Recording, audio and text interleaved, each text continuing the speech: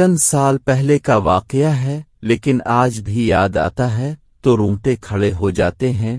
موت کو قریب دیکھ کر جو کیفیت ہوتی ہے، اسے صرف وہ لوگ بیان کر سکتے ہیں جو اس کیفیت سے گزرے۔ جو لوگ ہوائی سفر سے لطف اندوز ہو چکے ہیں وہ یہ جانتے ہوں گے، اور جو قارئین اس سے قبل ہوائی سفر سے ناواقف ہیں ان کی معلومات کے لیے عرض ہے کہ جب ہوائی جہاز one way per take of کے لیے دوڑتا ہے تو تمام مسافروں کو سیٹ بیلٹ باندھنے کا کہا جاتا ہے، اور جب جہاز ایک خاص بلندی پر پہنچ جائے تو آپ کو سیٹ بیلٹ کھولنے کی اجازت ہوتی ہے۔ تب جہاز کا عملہ کھانا، چائے یا کولڈ ڈرنکس سے مسافروں کی تواضع کرتا ہے۔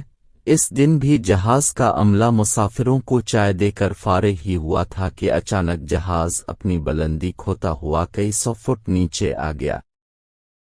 کسی مسافر نے کہا کہ ایئر پاکٹ تھی جس کی وجہ سے جہاز یکدم نیچے گیا۔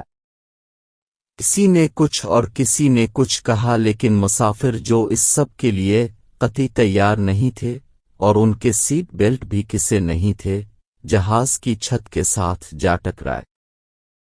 چائے کی پیالیاں ایک دوسرے پر جا گریں اور تمام مسافر پریشانی اور غیر یقینی صورتحال سے دوچار تھے۔ اتنے میں پائلٹ نے اطلاع دی کہ اب سب ٹھیک ہے اور گھبرانے کی کوئی بات نہیں۔ لیکن ابھی اس بات کو چند منٹ ہی گزرے ہوں گے کہ جہاز ایسے تھر تھرانا اور اوپر نیچے ہلنا شروع ہو گیا جیسے کوئی بچہ کھلونے کو اپنے ہاتھ میں پکڑ کر اوپر نیچے کر رہا ہو۔ مسافروں کا سامان ان کے سر پر گرنا شروع ہو گیا۔ جن لوگوں نے سیٹ بیلٹ نہیں باندھی تھی وہ دوبارہ جہاز کی چھت سے جا ٹکرائے۔ میری چائے میرے ساتھ بیٹھے مسافر پر گر گئی۔ جہاز تھا کہ ٹین کے ڈبے کی طرح تیزی سے زمین کی طرف جا رہا تھا۔ عجب قیامت خیز منظر تھا۔ ہر مسافر کی زبان پر کلمہ طیبہ تھا۔ نیچے دور دور تک پہاڑ ہی پہاڑ تھے اور زندہ بچنے کی کوئی امید نہیں تھی۔ مجھے صاف لگ رہا تھا کہ اب چند لمحوں بعد اس زندگی کا تکلیف دہ انجام ہونے والا ہے۔ میں بھی بوازن بلند کلمہ پڑھ رہا تھا۔ میری گناہ آلود زندگی میری آنکھوں کے سامنے آ گئی۔ اللہ سے دعا کر رہا تھا کہ ہم سب کو اس تکلیف اور آزمائش سے نجات دے۔ خدا خدا کر کے ہوائی جہاز کا زمین کی طرف گرنا ختم ہوا۔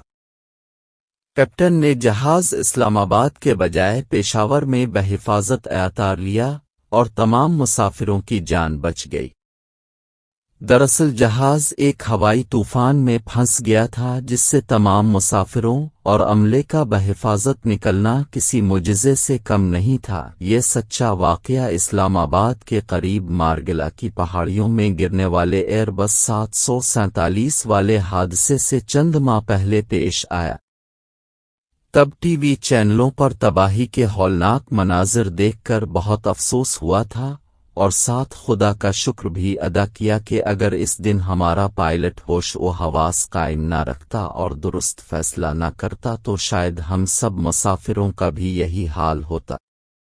کسی نے سچ کہا ہے، جسے اللہ رکھے اسے کون چکھے۔